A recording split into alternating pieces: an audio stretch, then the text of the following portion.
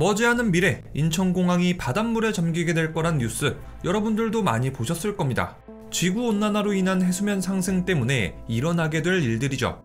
부산 해운대도 수몰되고 서울 한강변에 저지되는 매년 극심한 홍수 피해를 입을 겁니다. 포항제철소, 울산공업단지, 여수국가산업단지, 인천항, 부산신항, 평택항, 반월시화공단 같이 해안가에 위치한 공업 및 무역단지들도 바닷물에 침수될 겁니다. 화석연료의 무분별한 사용으로 일어나고 있는 기후변화, 이 때문에 전세계 해수면은 상승하고 있습니다. 최근 들어 해수면 상승 속도는 과학자들의 예상보다 훨씬 더 빠르게 진행 중이죠. 2024년 5월 그린란드는 예년보다 10도나 높은 섭씨 18도를 기록하면서 단 하루 만에 22기가톤의 빙하가 녹아내렸습니다. 미국 플로리다주 전체를 5cm는 덮을 수 있을 만큼의 엄청난 양이죠. 그린란드의 빙하가 녹아내리는 속도는 매년 신기록을 경신하고 있습니다. 해수면이 상승하는 이유는 뭘까? 크게 두 가지로 나눌 수 있겠는데요. 하나는 빙하가 녹아내리기 때문이고요. 또 다른 하나는 바다의 부피가 팽창하기 때문입니다. 빙하가 녹고 바다가 팽창하는 것은 모두 지구온난화의 영향이죠. 산업혁명 이후 지구의 평균 기온은 약 1.1도 상승했습니다. 특히 지난 40년 동안 온난화의 속도는 급격히 증가했고 최근 몇 년 동안은 기록적인 지구온난화를 경험하고 있습니다. 2023년은 특히 지난 100년 동안의 평균보다 1.35도 더 높았던 해로 기록됐습니다. 이런 기온 상승은 주로 인간의 활동, 특히 화석연료의 사용이나 숲의 파괴로 인해 발생한 온실가스 배출 때문입니다. 이 때문에 대기 중 이산화탄소 농도는 증가했고 이것은 지구온난화에 크게 기여하고 있습니다. 오늘 우리 부엉이들에게 소개하고 싶은 도서 제프 구델 작가의 폭염살인 중에서 7장 해양폭염을 봐보죠. 이 책에 따르면 바다는 지구의 기온을 식히는 역할을 합니다. 하지만 최근의 바다는 지구온난화 때문에 산업혁명 이전보다 훨씬 더 빠른 속도로 데워지고 있습니다. 바다 표면으로부터 1.6km 정도의 물이 데워지는 속도는 1960년대 이래 2배로 늘었죠. 2022년에는 4년간 연달아서 바다의 기온이 최고치를 경신했습니다. 한 측정치에 따르면요, 지금 바다에 더해지고 있는 열의 양은 전 세계 사람들이 한 명도 빠짐없이 밤낮으로 100대의 전자레인지를 돌릴 때 발생하는 열의 양에 맞먹는다고 해요. 지금까지는 바다가 기후위기를 그나마 버티게 해주는 영웅이나 다름없었습니다. 물론 지금도 이미 덥지만 만약에 우리 지구에 바다가 없었다면 지구의 대기는 아마 지금보다 훨씬 더 뜨거웠을 겁니다. 현재 지구의 바다는 인간 활동으로 인해 발생하고 있는 초과열의 약 90%를 흡수하고 있습니다. 바다의 열 함유량은 기록적인 수준으로 증가했는데 과학자들의 연구에 따르면 2023년의 바다는 360제타줄의 열을 추가로 흡수한 것으로 나타났습니다. 히로시마에 떨어졌던 원자폭탄 5,700만 개에 달하는 에너지를 바다가 흡수한 겁니다. 그런데 이 바다가 흡수한 열은 갑자기 마법처럼 온데간데 없이 사라지는 게 아니에요. 바다 깊은 데 저장돼 있다가 나중에 발산되기만을 기다릴 뿐이죠. 바다는 이렇게 열을 흡수해서 천천히 방출함으로써 기후의 변덕을 조금 줄여줍니다. 덕분에 낮과 밤, 겨울과 여름 사이의 최고 기온과 최저 기온 사이의 편차도 더 심하게 벌어지지 않습니다. 그런데 이 말은 곧 앞으로 몇 세기 동안은 바다에서 열기가 계속 새어나와서 지구온난화와 이상기후를 만들 거란 뜻이기도 해요. 바다가 열을 지나치게 많이 흡수하면 산호가 죽고 물고기들이 죽고 바다 생태계가 완전히 망가집니다. 어업 종사자들은 직장을 잃고 인간들은 식량을 구할 수 없게 되면서 전 세계적인 식량난이 올 겁니다.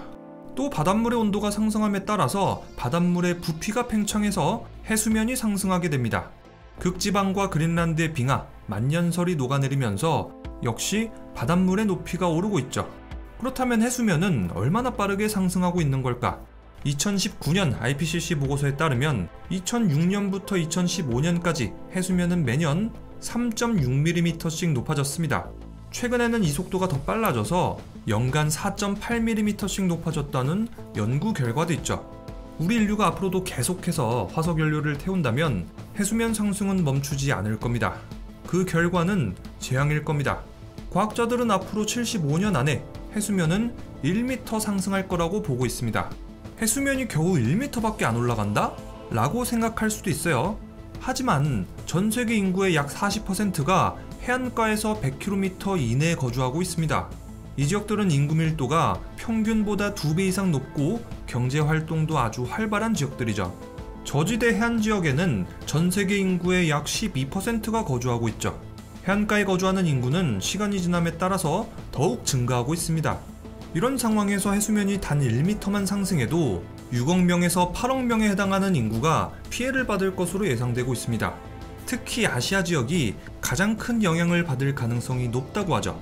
저지대 해안 지역에 거주하는 사람들은 더욱 심각한 문제를 갖게 돼요. 이 지역들은 해수면 상승에 따라서 홍수, 침수, 해안 침식 등의 위험이 높습니다. 담수가 해수화될 수 있는 우려도 있죠. 해수면이 상승한 다음에 벌어지는 기후재난은 더 큰 피해를 불러옵니다. 최근에는 기후위기 때문에 태풍, 해일, 폭우 등의 기상이변의 빈도와 강도가 높아지고 있습니다. 지구온난화로 인한 지구의 열순환 시스템이 망가지면서 기후 예측 가능성은 더욱더 낮아졌죠. 해수면이 상승한 상황에서 이런 기상이변까지 합쳐진다면 그 피해는 더욱 심각해질 겁니다.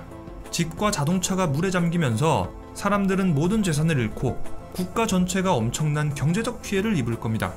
사람들은 삶의 터전을 잃고 심각하면 목숨까지도 잃을 수 있죠.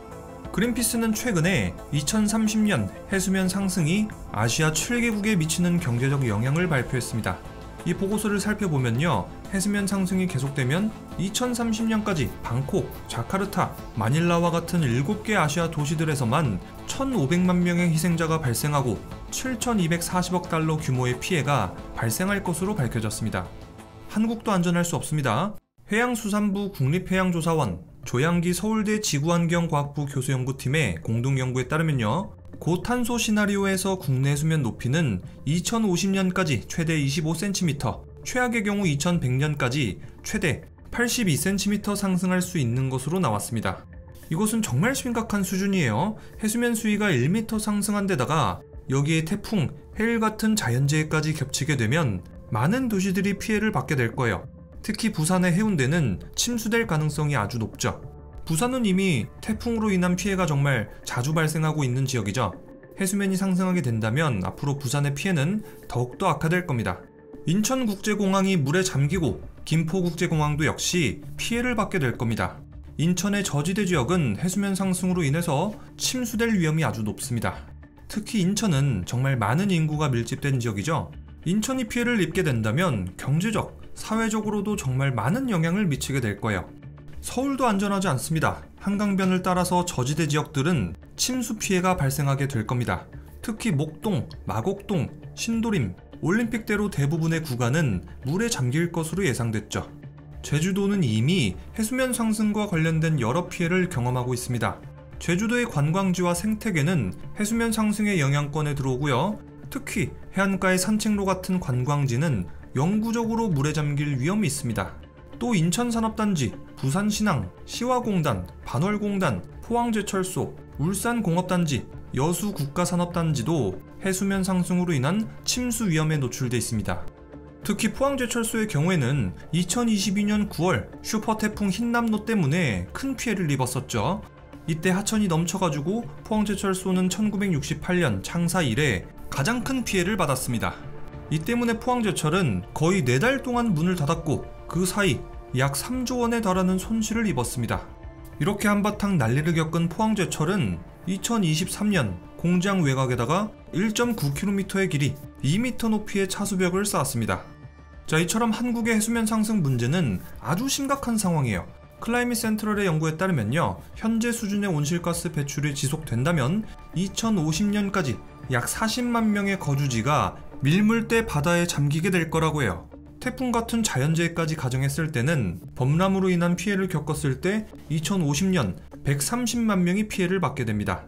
2100년을 기준으로 한다면 해수면 상승으로 인해서 64만 명이 피해를 받고 범람까지 생긴다면 160만 명이 피해를 받게 될 겁니다. 지역별로 살펴보면요, 서해안, 남해안의 도시 대부분들이 침수 피해를 받게 됩니다. 인천, 김포, 부산, 군산, 목포 등등의 해안 인접 도시는 직접적인 피해 지역이 될 거고요.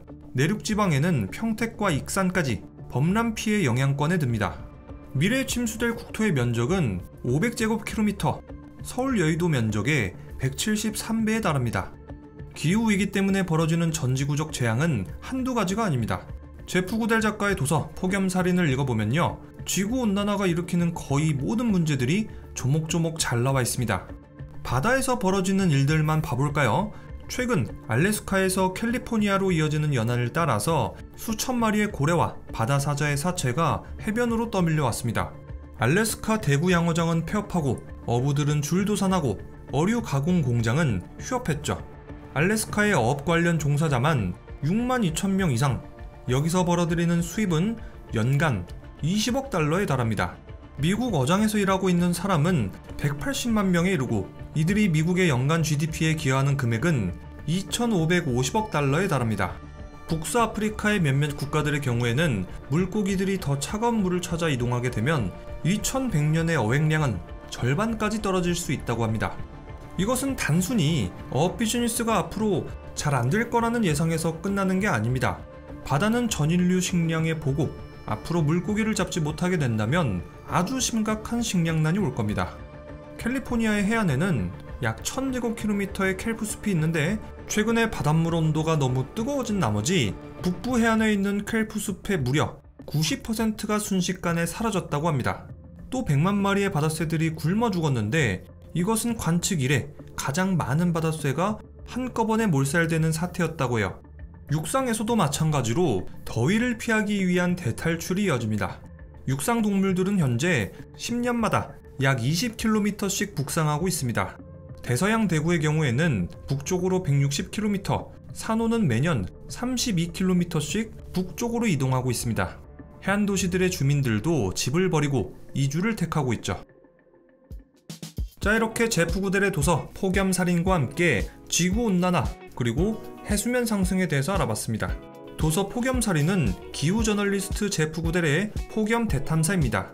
더위를 피하지 못해서 죽어가는 전세계 수많은 동식물들 이야기, 2019년 전세계 폭염 사망자가 50만 명에 육박한 이야기, 폭염으로 망해가고 있는 미국 옥수수 농장의 농부들 이야기, 2050년에 이르면 인구 절반이 굶주리게 될 거라는 이야기까지 폭염의 생생한 현장들이 이 책 한 권에 담겨 있습니다. 이 중에서 가장 불편했던 내용은 바로 이겁니다. 폭염 시대의 시원한 실내 온도는 계급과 집값, 인종을 나누는 새로운 지표가 된다. 잘 사는 사람들의 실내 온도는 서늘하고 못 사는 사람들의 실내 온도는 불타고 있다. 2003년 8월 약 2주간 파리에 급습한 폭염은 15,000여 명의 희생자를 낳았습니다. 희생자들 대부분은 홀로 다락방에 살던 저소득층이었죠. 이런 이야기를 듣고 있으면 마음대로 에어컨을 껐다 켰다 하는 내 상황이 조금 다행스러우면서도 한편으로는 마냥 기쁘지 않고 찝찝한 마음도 들어요. 전 지구적 재앙 아래 제가 할 수 있는 일이 별로 없으니까요.